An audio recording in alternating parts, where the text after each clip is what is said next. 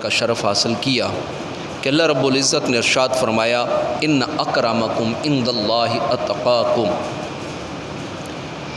بے شک اللہ کے نزدیک تم میں سے سب سے زیادہ پسندیدہ وہ ہے جو تقوی میں بلند ہے، جس کا تقوی زیادہ ہے، جو پرہیزگار زیادہ ہے، جو اللہ سے ڈرنے والا زیادہ ہے، جو اللہ کے غضب سے بچنے والا زیادہ ہے، جو اللہ کی ناراضگی سے بچنے والا ہے، جو حرام سے بچنے والا ہے، جو ہر برے فعل سے بچنے والا ہے، اللہ رب العزت کے نزدیک عزت والا، شرف والا، مرتبے والا وہ ہے۔ اللہ کو اس چیز سے کوئی غرض نہیں کہ میرے پاس یا تیرے پاس مال و دولت زیادہ ہے، رتبہ زیادہ ہے، مرتبہ زیادہ ہے، مقام زیادہ ہے، یا چودراہٹ زیادہ ہے، یا لوگ سلام زیادہ کرتے ہیں۔ اللہ رب العزت کو اس چیز سے کوئی غرض نہیں۔ اللہ رب العزت کو غرض صرف اس چیز سے ہے کہ میرا بندہ ہے میرا، مجھ سے کتنا ڈرتا ہے، میری ناراضگی سے کتنا بچتا ہے، میرے راستے پر کتنا سا چلتا ہے۔ اللہ رب العزت کو وہ پسند ہے، اور انہی میں سے اولیاء اللہ کی شان قدوۃ السالکین امام الاولیاء حضور داتا گنج بخش علی حجویری رحمۃ اللہ علیہ کی ہستی، جن کا چند دن کے بعد عرس مبارک بھی ہے، اور موضوع بھی میرا یہی کہ تقوی اور اولیاء اللہ کا جو معمول ہے، اولیاء اللہ کا طریقہ کار جو ہے، وہ سب سے پہلے تو ہمیں اس چیز کی خبر ہونی چاہیے، اس چیز کا پتہ ہونا چاہیے کہ تقوی ہوتا کیا ہے۔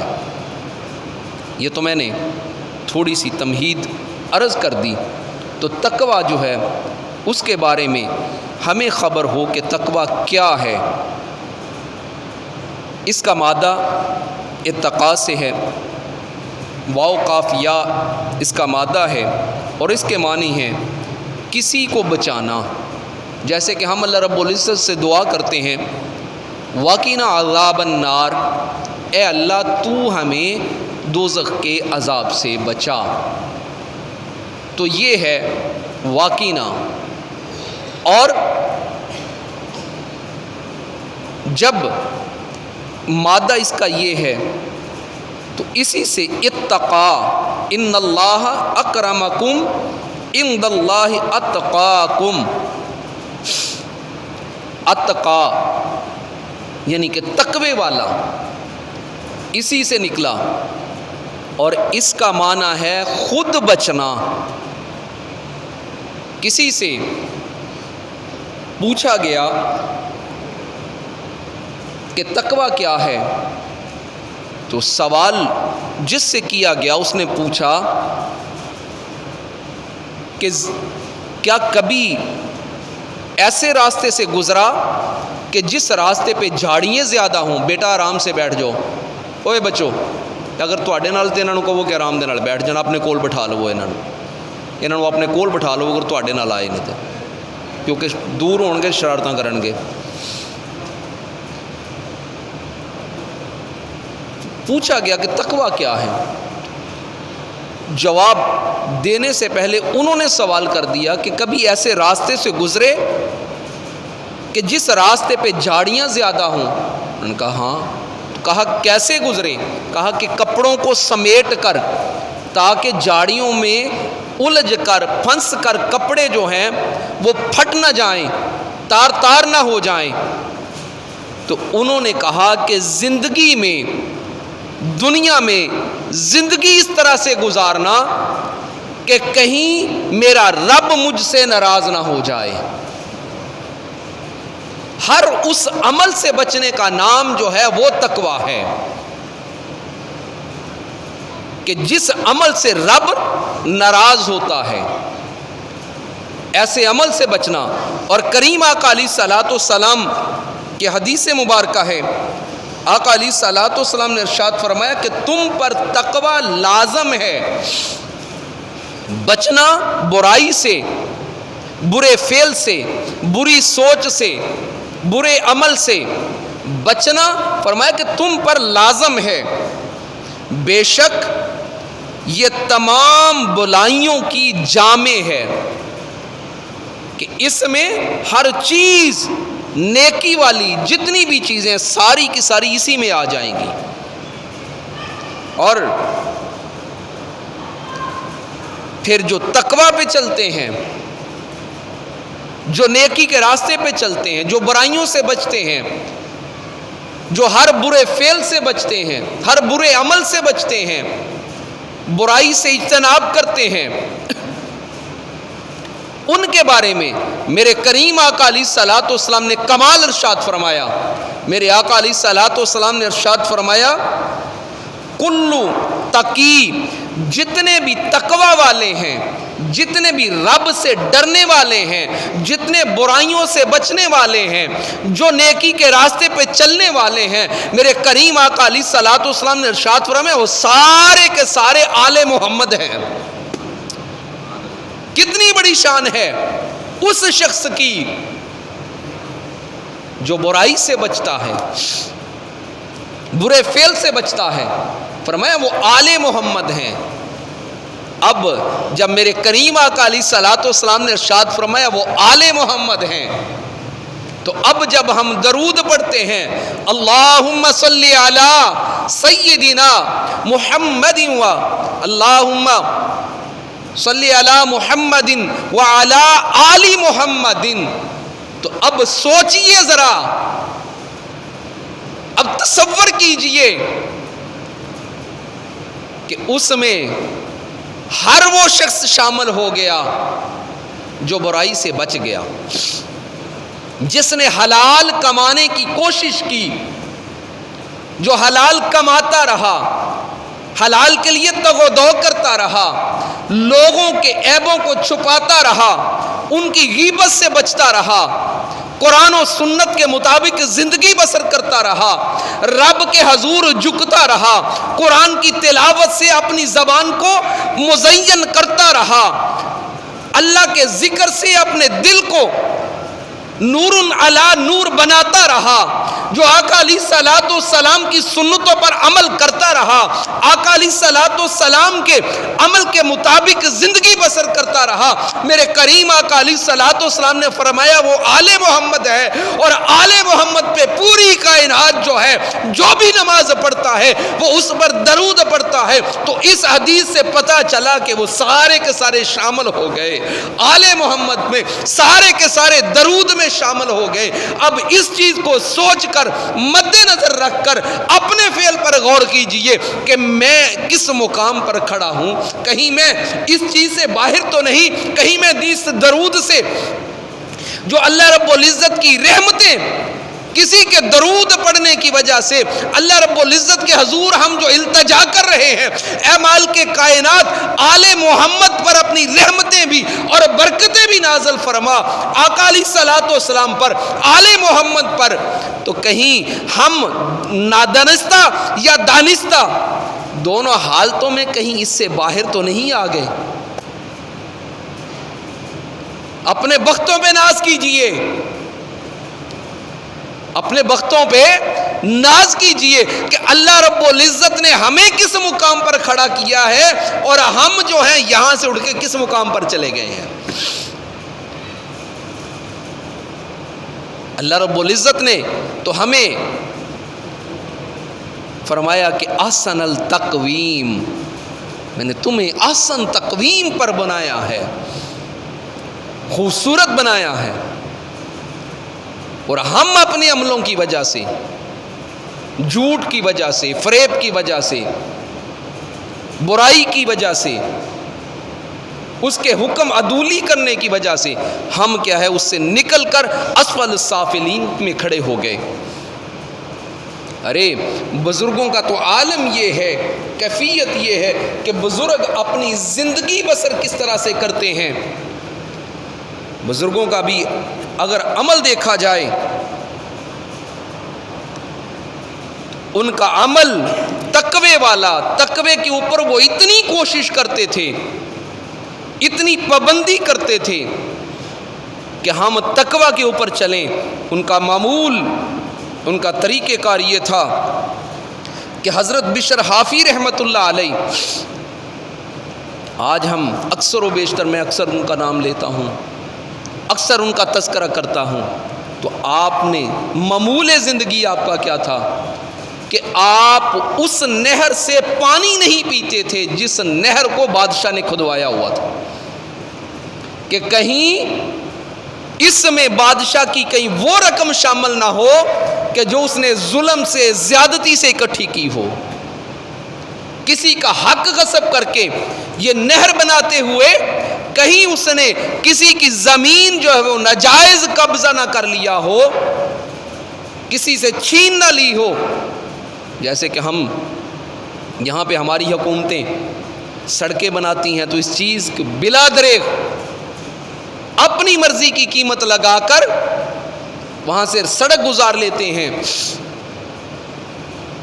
حالانکہ مارکیٹ میں قیمت کچھ اور ہوتی ہے مگر گورنمنٹ کچھ اور دے دیتی ہے۔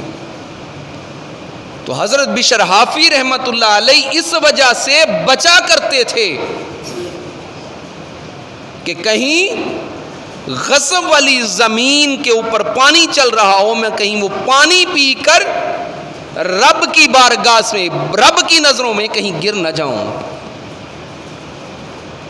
یہ تھا اولیاء اللہ کا معمول، اولیاء اللہ کی زندگی۔ ایسے مقام نہیں ملا، اپنے آپ کو پاکیزہ رکھ کر حضرت امام اعظم ابو حنیفہ رحمت اللہ علیہ، آپ کا معمول زندگی، آپ کی زندگی میں کئی واقعات، مگر ایک واقعہ بڑا ہی مشہور ہے کہ آپ کے پاس کوئی مسئلہ پوچھنے کے لیے آیا اور وہاں پہ تذکرہ ہوا کہ میری بکری چوری ہو گئی ہے۔ وہ اتنی بات کر کے چلا گیا۔ آپ نے کسائی سے جو بکریاں پالتے تھے ان سے پوچھا کہ بکری کی عمر کتنی ہوتی ہے؟ کسی نے 9 سال کہا، کسی نے 10 سال کہا، کسی نے 11 سال کہا۔ مختلف عمریں جو ہیں وہ بتائی گئیں، سب سے زیادہ عمر جو بتائی گئی وہ 12 سال تک کی بتائی گئی۔ حضرت امام اعظم ابو حنیفہ رحمت اللہ علیہ نے 12 سال تک بکری کا گوشت اس وجہ سے نہیں کھایا کہ کہیں وہ چوری کی ہوئی بکری آج بازار میں ذبح ہو کر نہ کہیں آ گئی ہو، اور جو اللہ رب العزت نے مجھے مرتبہ اور مقام عطا کیا ہے کہیں میں اس مرتبے سے نیچے نہ آ جاؤں، کہیں اللہ رب العزت مجھ سے ناراض نہ ہو جائے، کہیں اللہ رب العزت کی عنایتیں، اللہ رب العزت کی نعمتیں کہیں مجھ سے منہ نہ پھیر لیں۔ یہ تھا اولیاء اللہ کی زندگی کا معمول، اس طرح سے وہ زندگی گزارا کرتے تھے۔ اسی طرح حضرت امام احمد بن حنبل رحمت اللہ علیہ، آپ اس دور میں ہر کام مسجد میں ہوا کرتا تھا، مگر آپ کپڑوں کو سلائی کرنا بھی کہتے تھے کہ مسجد میں منع ہے۔ کیوں؟ کہ مسجد اللہ کے ذکر کے لیے ہے، اگر کوئی کپڑا پھٹ گیا تو باہر جا کے سلائی کریں، یہاں مسجد میں سلائی نہ کریں، کیونکہ یہ اللہ کی رضا کے لیے ہے۔ آج ہمیں ہر بات مسجد میں آ کے یاد آتی ہے، اور میرے آقا علیہ الصلوۃ والسلام کی حدیث مبارکہ، میرے آقا علیہ الصلوۃ والسلام نے ارشاد فرمایا کہ مسجد میں دنیا داری کی باتیں کرنا اس طرح سے ہے کہ وہ نیکیوں کو اس طرح کھا جاتی ہیں کہ جس طرح لکڑی کو آگ کھا جاتی ہے، راکھ کر دیتی ہے، اس طرح سے دنیا کی باتیں مسجد میں کرنے سے ایسے کام ہوتا ہے۔ اور اسی طرح مسجد کا پتھر جمانا پارک کا ہی چل رہا ہے، وہ اعلان کرنا جو کہ 100 پاؤنڈ کئی لاکھ کو ہزار دینا، ٹھیک ہے، لاکھ کو ہزار ٹھیک ہوگا۔ اسی طرح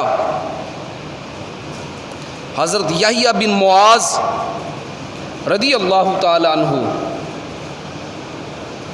آپ بیمار ہو جاتے ہیں۔ اب ان کا عمل دیکھیں، بیمار ہوئے تو بیماری کی وجہ سے دوائی کھانی پڑی جس کی وجہ سے طبیعت میں کچھ الجھن پیدا ہوئی، تو آپ کی زوجہ آپ کو کہنے لگی کہ تھوڑی سی چہل قدمی کر لیں صحت کے لیے، کہا کہ چہل قدمی کر لیں، کہنے لگے مجھے کوئی ایسی چیز نظر نہیں آتی کہ جس کی وجہ سے میں چہل قدمی کروں، میں اپنے گھر میں تھوڑی سی واک کروں، مجھے اس کی سمجھ نہیں آتی کہ کیوں کروں، کیا وجہ ہے؟ کہا صحت کے لیے۔ فرمانے لگے کہ میں نے آج تک کوئی قدم ایسا نہیں اٹھایا کہ جو قدم میرا اللہ کی رضا سے ہٹ کر ہو، اور اس میں مجھے کوئی اللہ کی رضا نظر نہیں آتی، تو میں یہ اگر چہل قدمی ہوگی تو میری ذات کے لیے ہوگی، نہ کہ اللہ کی رضا کے لیے ہوگی۔ میں یہ چاہتا ہوں کہ میرا ہر قدم جو بھی اٹھے وہ صرف اور صرف اللہ رب العزت کی رضا کے لیے اٹھے، اس کی خوشنودی کے لیے اٹھے، اس کے ڈر کی وجہ سے، اس کی محبت کی وجہ سے اٹھے، اس کے علاوہ میری کوئی حرکت بھی جو ہے وہ اس کی رضا کے بغیر نہ ہو۔ یہ تھا اولیاء اللہ کا معمول، اولیاء اللہ کا طریقہ کار۔ آج ہم اپنی ذاتی ضروریات کے لیے، ذاتی معاملات کے لیے جو ہے وہ حرکتیں کرتے ہیں، مگر اولیاء اللہ کو اللہ رب العزت نے اگر یہ مقام دیا ہے تو یہ مقام صرف اور صرف اس وجہ سے ملا ہے کہ وہ ہر عمل جو بھی ان کا عمل ہوتا تھا، ان کا ہر عمل جو ہے وہ اللہ رب العزت کی رضا کے لیے ہوا کرتا تھا۔ اسی طرح ایک عورت جو ہے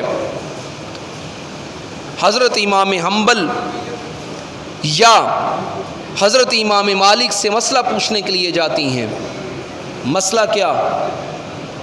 پوچھا کہ حضرت میں سوت کاٹتی ہوں اور وہاں سے بادشاہ کی سواری گزرتی ہے، اور جس دن سواری گزرتی ہے سواری کے ساتھ مشلوں والے ہوتے ہیں، اور ان مشلوں کی وجہ سے میں سوت زیادہ کاٹ لیتی ہوں، آیا وہ سوت میرے لیے اس کی کمائی حلال ہے یا کہ حرام ہے؟ تو آپ ڈر گئے۔ پوچھا کہ بی بی پہلے بتاؤ کہ تو ہے کون؟ کہنے لگی کہ میں مسئلہ پوچھنے آئی ہوں، اب مسئلے کا جواب دیں۔ آپ یہ کیوں پوچھ رہے ہیں کہ تو کون ہے؟ یہ کیوں پوچھ رہی ہیں کہ تو کون ہے؟ آپ فرمانے لگیں کیا مسئلہ؟ کہنے لگیں کہ نہیں، آپ نے جو مسئلہ پوچھا ہے اس مسئلے کا تعلق اس چیز سے ہے کہ تمہارا تعلق کہاں سے ہے؟ وہ کہنے لگیں کہ میں بشر حافی کی بہن ہوں۔ آپ فرمانے لگے کہ اگر بشر حافی کی بہن ہے تو پھر آپ کے لیے حرام ہے، مگر اگر کوئی دوسرا کرتا ہے تو اس کے لیے جائز ہے، کہ تمہارا تقوی میں مقام جو ہے وہ اعلیٰ ہے، فضیلت والا ہے، اس لیے تمہارے لیے ناجائز ہے، دوسروں کے لیے جائز ہے۔ تو یہ ہے تقوی، کہ معمولی چیز سے بچنے کا نام جو ہے وہ تقوی ہے۔ اور جو اس راستے پہ چلتے ہیں اگر وہ کسی جگہ پہ ہلکی سی بھی لغزش کھا جاتے ہیں تو پھر ان کا عمل، ان کا معاملہ یہ ہوتا ہے کہ ایک بزرگ دنیا سے وصال فرما گئے، مستجاب الدعوات تھے، کہ جب بھی کوئی دعا کرتے تھے اللہ رب العزت فوری طور پہ قبول کر لیتا تھا۔ وفات پا گئے، کسی کو خواب میں ملے، پوچھا کہ اللہ رب العزت نے کیا سلوک کیا؟ عرض کرنے لگے کہ اللہ رب العزت نے بڑا اچھا سلوک کیا، اللہ رب العزت نے بخش دیا، مگر مجھے جنت سے محروم کر دیا۔ بخش دیا ہے مگر جنت میں داخلے کی اجازت نہیں ملی۔ عرض کرنے لگے کہ وجہ کیا؟ جب بخش دیا ہے، معاملہ بھی اچھا کیا ہے، تو پھر اجازت کیوں نہیں؟ عرض کرنے لگے کہ میرا کام پانڈیوں والا تھا، میں لوگوں کا سامان اٹھایا کرتا تھا، اور جب ایک دن میں نے سامان اٹھایا، لکڑیاں تھیں، وہ لکڑیاں اٹھا کے میں جا رہا تھا تو میں کھانا کھا کے آیا تھا، میری دانتوں میں کچھ پھنسا ہوا تھا، تو لکڑیوں کا گٹھا سر پہ تھا، ایک تنکا توڑا، تنکا توڑ کر اس کو اپنے دانت میں خلال کے لیے استعمال کر لیا، اور وہ تنکا میں نے راستے میں پھینک دیا۔ اللہ رب العزت نے اس تنکے کی وجہ سے مجھے روک لیا ہے۔ ہم کتنے معاملات کرتے ہیں، کسی کی بات نہیں کرتا، ہم مجھ سے افضل ہیں، اعلیٰ ہیں، میں اپنی بات کرتا ہوں، میں خود، ہم لوگ کتنا کی اجتناب کرتے ہیں ان چیزوں سے۔ اگر اجتناب کر لیتے ہیں تو اس میں کسی کا کچھ نہیں جاتا، میرا اپنا بلا ہوگا۔ اگر میں نیکی کے راستے پہ چلتا ہوں کسی کا کچھ نہیں جائے گا، مجھے اللہ رب العزت آخرت میں میرے لیے آسانیاں پیدا کر دے گا۔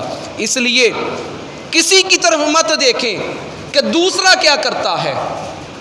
آج ہم اپنی طرف نہیں دیکھتے، دوسرے کی طرف دیکھتے ہیں کہ جی فلاں جو ہے وہ رشوت لے رہا ہے، فلاں جھوٹ بول رہا ہے، فلاں نے یہ کام کیا ہے، فلاں نے یہ کام کیا ہے۔ کبھی خود بھی دیکھا کہ میں کیا کرتا ہوں، میرا عمل کیا ہے، میں دوسروں کے ساتھ کیا کرتا ہوں۔ اب جب میں نے فلاں کا نام لیا کہ فلاں یہ عمل کرتا ہے تو وہ تو غیبت ہو گئی، وہ تو غیبت ہو گئی۔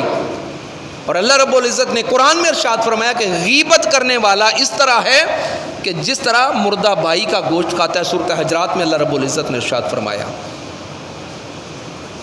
اور پھر اگر تو اس میں وہ عیب ہے تو اپنی جگہ پہ، اگر نہیں ہے اس کی برائی کی، آج ہم چوکوں پہ، چوراہوں پہ، گلیوں کی نکروں پہ یہی کچھ ہو رہا ہے، تو ہوتا کیا ہے؟ اللہ رب العزت میری نیکیاں، اگر میں نے کسی کے بارے میں یوں کر کے بات کی، کسی کی برائی کی، کسی کے بارے میں غلط بات کی، اس کا نقصان کوئی نہیں ہوا۔ ہم سمجھے بیٹھے ہیں کہ ہم سچ کے بڑے پرچار کرنے والے ہیں، مگر حقیقت میں ہم اپنا نقصان کر رہے ہیں۔ اس کا نقصان ہم نے کوئی نہیں کیا، اپنا نقصان کر بیٹھے کہ جو چند نیکیاں تھیں اللہ رب العزت نے وہ اس کے کھاتے میں ڈال دی۔ بولیں فائدہ ہوا کہ نقصان ہوا؟ اور اگر میری نیکی کوئی نہیں تھی، اور حال ہمارا یہی ہے، کم از کم میرا تو حال یہی ہے کہ میرے پلے تو ہے کچھ نہیں، بات کی اگر میرے پل نیکی کوئی نہیں ہے تو پھر کیا ہے؟ اس کی برائیاں، اس کے گناہ، وہ اللہ رب العزت فرشتوں کو حکم دیتا ہے کہ اٹھا کے اس کے نامہ اعمال میں لکھ دو۔